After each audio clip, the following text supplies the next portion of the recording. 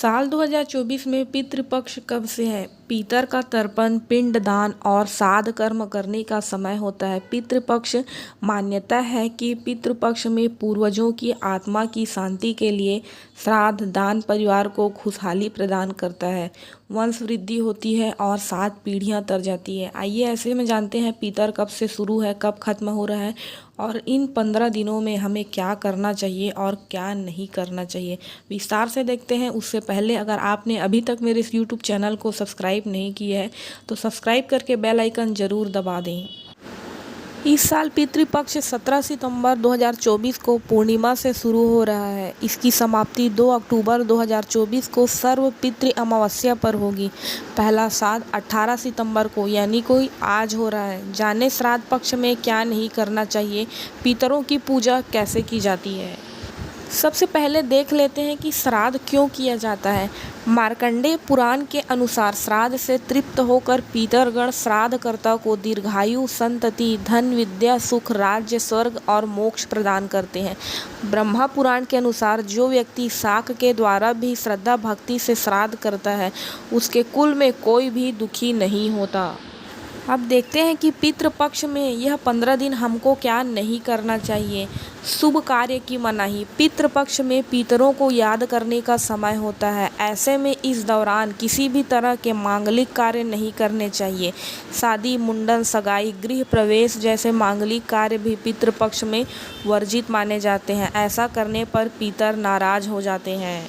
दूसरा, रात में ये ना करें। पितृपक्ष में पितरों का तर्पण व श्राद्ध सूर्य की रोशनी में ही करना चाहिए। सूर्यास्त के बाद श्राद्ध कर्म भूल कर भी ना करें, इसका फल प्राप्त नहीं होता। पितृगण सूर्य की रोशनी में ही धरती पर आते हैं और अन्न जल ग्रहण करते हैं। तीसरा पॉइंट है नई शुरुआत। पितृपक्ष में कोई भी नया बिजनेस, नया कार्य, नई नौकरी की शुरुआत नहीं करनी चाहिए।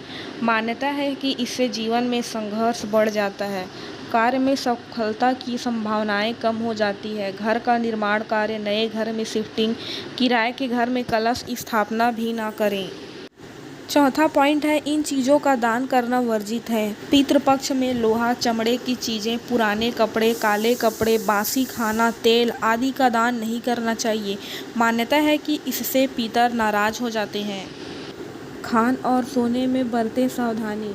पितृपक्ष में मांसाहारी भोजन, लहसुन, प्याज नहीं खाना चाहिए। साथ जो लोग तर्पण श्राद्ध कर्म में रहते हैं वह इन 15 दिनों में शारीरिक संबंध न बनाएं, इससे पितृ पूजा का फल नहीं मिलता है।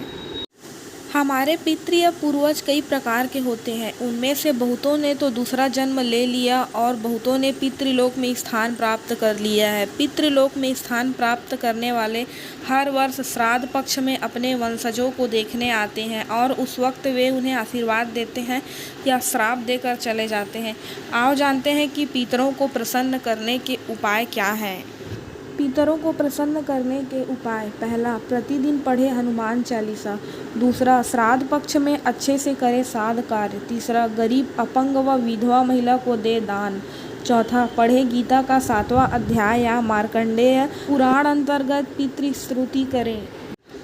घर का वास्तु ठीक करवाएं। केसर या चंदन का तिलक लगाएं। गुरु ग्रह के उपाय करें। गया में जाकर तर्पण करें या पिंडदान करें।